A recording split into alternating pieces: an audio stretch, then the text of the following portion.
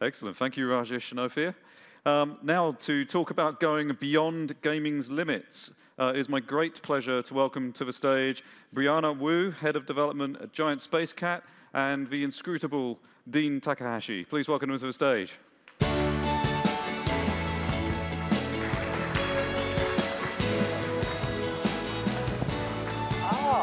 We're going from shortest to tallest here on this one, so in case you're wondering. So, thank you for coming, Brianna. Thank you for inviting me. I have to ask, did you get a plastic dragon for being a speaker? I got a nice orange dragon. Orange? Mine is brown. Yeah, I'm very psyched about that. Yeah, Game of Thrones. Yeah. Mother of Dragons. Yeah. So, Brianna is head of development at Giant Spacekat. That's right. And I did point out this morning that Gamergate happened in 2014 and not in 1865. And I wonder how its intensity impressed you or surprised you here. Did the intensity surprise me? Yeah. I think this week I expect to cross 180 death threats in under a year. The rape threats I don't even report to the FBI anymore.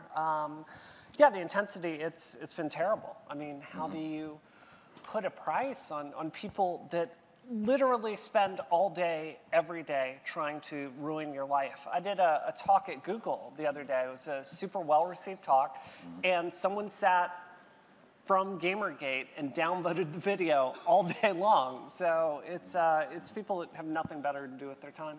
Yikes. It's exhausting.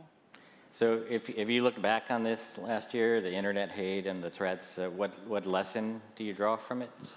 Well, it's sometimes when you talk to people that have been in recovery for, substance abuse issues, they have this concept they call rock bottom, right? Where it gets so bad that you basically have to make changes to your life. And I think this last year, with all respect to the men in this industry, I think this has been the year that technology has hit rock bottom with the way that we've treated women. And it's really at a point where we can't ignore it anymore. And, sometimes it's easy to get discouraged because, as you said, the intensity of it is exhausting. But at the same time, we're having conversations today we could not have had 5 years ago, 3 years ago, some of these conversations. So I think it's one of these things where it had to get worse to get better. Yeah. So how do you sort of balance this need to tell people about it and the problems that are still existent in the game industry, with the concern that you might scare women off from considering careers in gaming? I really struggle with this every single day. I mean, something that's hard for me is I remember being a child in the 80s and looking at this field. It was a field I very much wanted to go into, but I didn't see people that looked like me working in video games. And you can't really be it if you can't see it. So I do worry about scaring young girls off, and I do. I get letters from girls 8, 10, 12. And they tell me, they're like, Brianna, I want to become a game developer, but I'm terrified that what happened to you is going to happen to me. So I think that we have to really think about that, but at the same time, ignoring it isn't going to work. Like, we got to this point by the game industry basically ignoring our cultural issues for 30 years. So what I always do is I look them in the eye and I promise them. I say, we are going to make it better for you. And I think we're following through on that.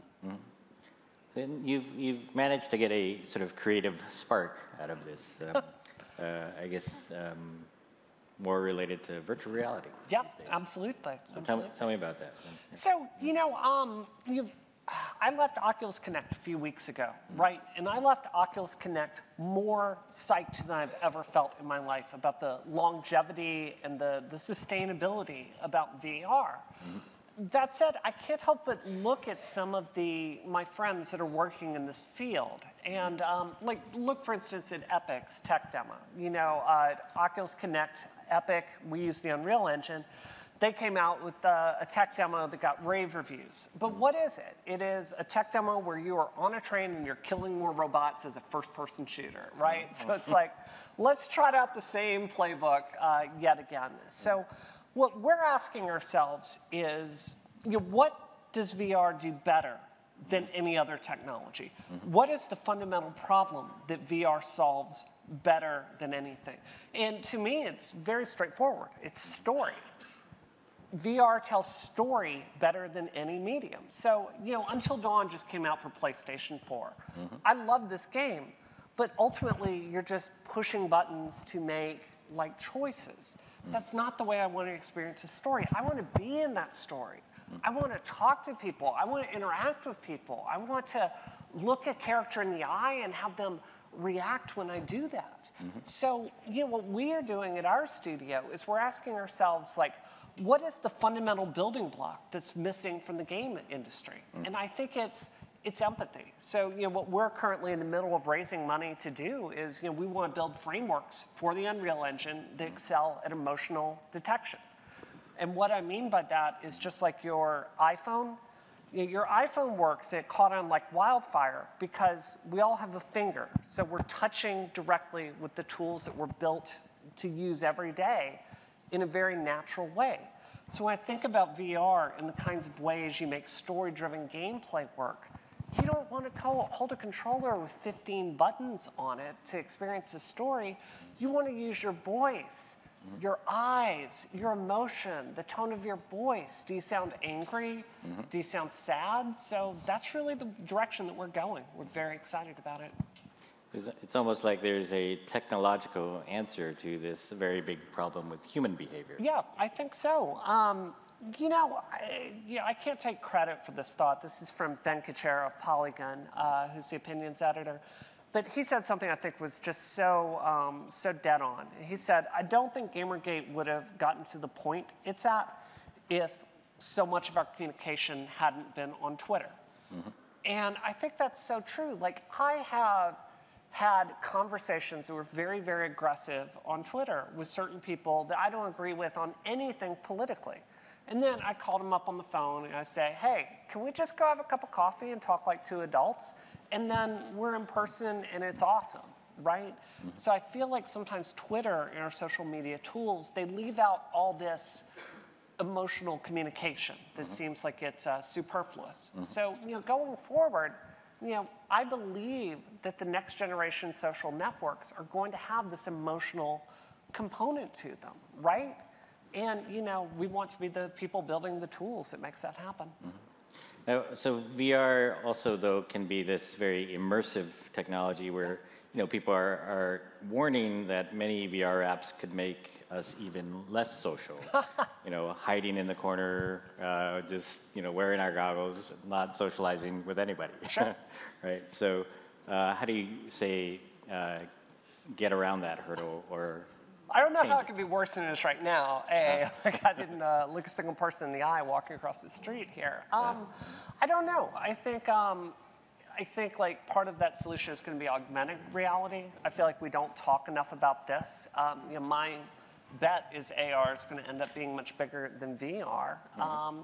But I think it's like the way that we connect to each other in VR, I think because it's more immersive, I think if we can represent ourselves and bringing more of that data across, I don't know, maybe it's optimistic, but I feel like we're in the baby talk stage of all of these things. And I can't help but think eventually technology is going to follow through on the promise of the 90s, and it's actually going to connect us more than it tears us apart.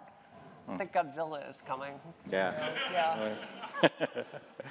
So are you kind of leaving mobile behind as you move into VR? No, absolutely not. Maybe I am, I don't know. As we're going forward, we work with the Unreal Engine. And part of the reason we choose to partner with Epic is whoever ends up winning these wars, whatever technology we use, I'm sure the Epic and the Unreal Engine is going to support it, right? So, we are ultimately engineers that care a lot about developing emotional frameworks. I don't want to be a hardware engineer. That seems like a terrible job. So, we can kind of take a back seat and just work with whatever formats come to the forefront. So you're inspired a little by Snow Crash. Yeah. Did you ever read Snow Crash? Oh, yeah. Yeah? Love that novel. I mean, Snow Crash is a dystopian novel, but, I think that sometimes when we're talking about diversity, right? Like, I think there's a way to talk about women in tech, like it's the right thing to do, and it is. Like, I want my friends to be able to pursue jobs in this industry and get paid engineer salaries the same way my male friends do. But it goes beyond that, Dean.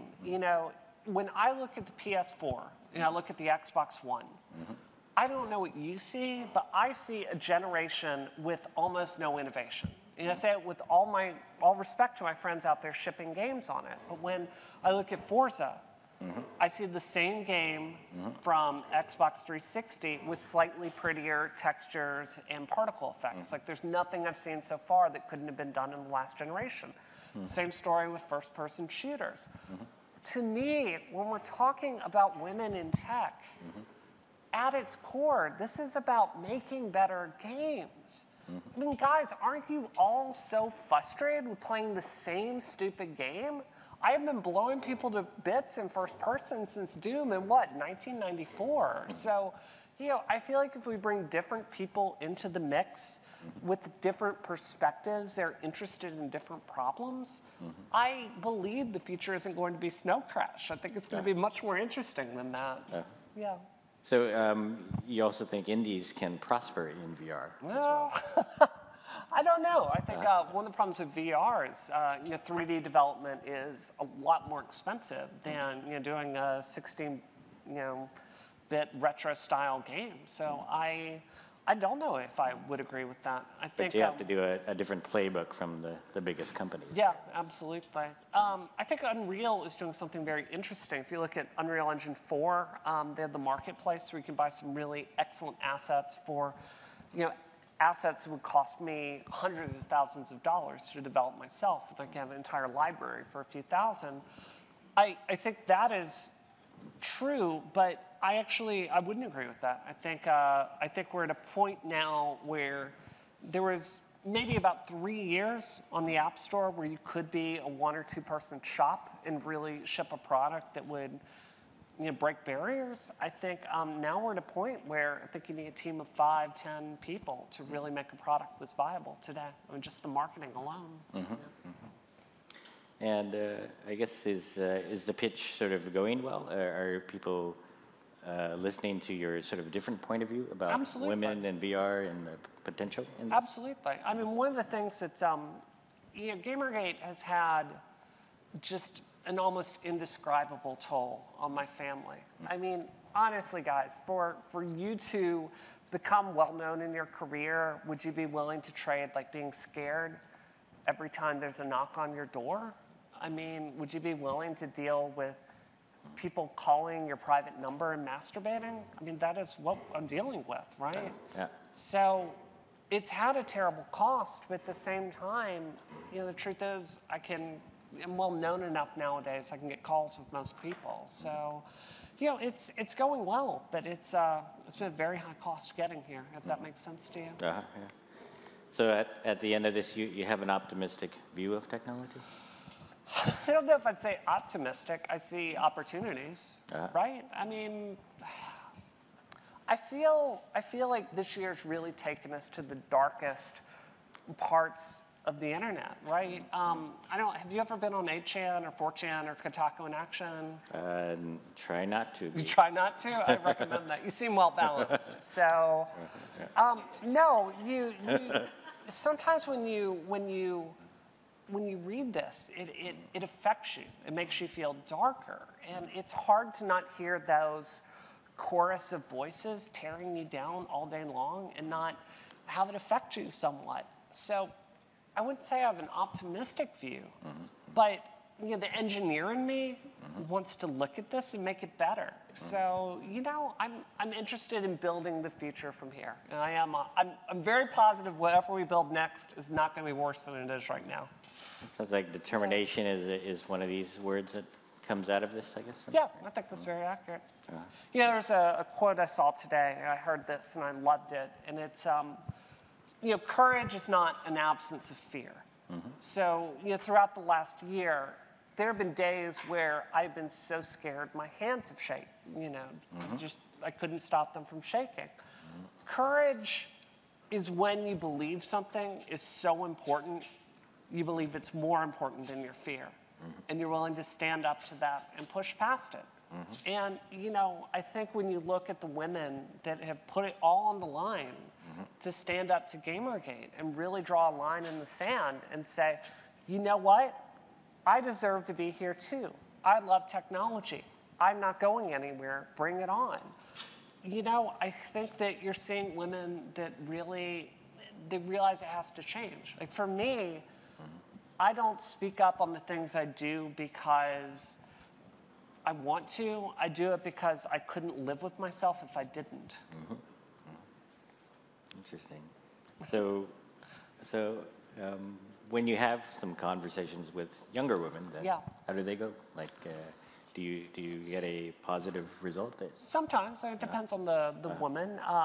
You know, something we do a lot at our company is we desperately need more women doing exactly what I do, which is being the CEO, making hires, acquiring capital, giving people jobs. So something we spend a lot of time in our company doing is giving these young girls internships to kind of get their foot in the door and to be able to learn these critical game skills in an environment that's supportive from them and not really free of a lot of these politics. So sometimes when I talk to them, sometimes it's just listening to them being afraid. Sometimes it's giving them a word of advice about what they could specialize in to kind of have a better career. More than anything, it's just being real with them. Like it's as simple sometimes as looking them in the eye and telling them that it's okay to be afraid. Well, it's interesting. There's people in this room, I guess, who are, I think it's good for them to hear this message from you. Yeah, I hope so. And some of them have the ability to create a lot more jobs than you do right now. Absolutely. And they should go about it. Can I say a word about that before I go? Yeah. This is so critical. This is so critical because, as a tech feminist, I think there's sometimes a tendency to criticize the system, right? And there's so much to criticize. Like you have to look at the major game companies. I know so many women that have had kids and have left because it's just not supportive. I know so many women that have dealt with, sexual harassment and have just left because their workplaces aren't supportive. It's really easy to critique that. But at the same time, we desperately need women out there working on the venture capital side, creating jobs, like building institutions with our values. I mean, think about this. What makes more sense? To go out there and beg like these giant companies to change their culture, or to build a new future ourselves? Like we're in tech. New giants are born all the time. What I want to know is when is there going to be a woman in tech that's the next Steve Jobs? When is there going to be a woman in tech that rises up and creates that kind of vision? And that's what we need to be empowering going forward. And some of the men have to try to hire that kind of person. Yeah, I agree with that, well, right? Or at least support it. So, so much of the work I do is on unconscious bias. And, sometimes I think we don't see it, but we tend to hang around with people that are like ourselves, right? And, I'm guilty of this at our company. Like, for me, it's mostly a bunch of white women that work at my company. Like tends to hang out with like.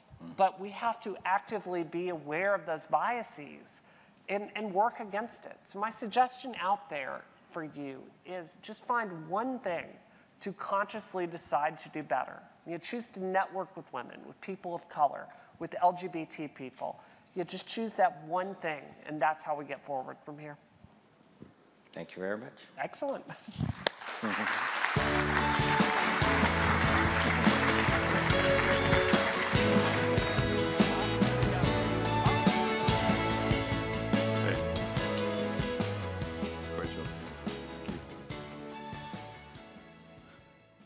Excellent. Thank you.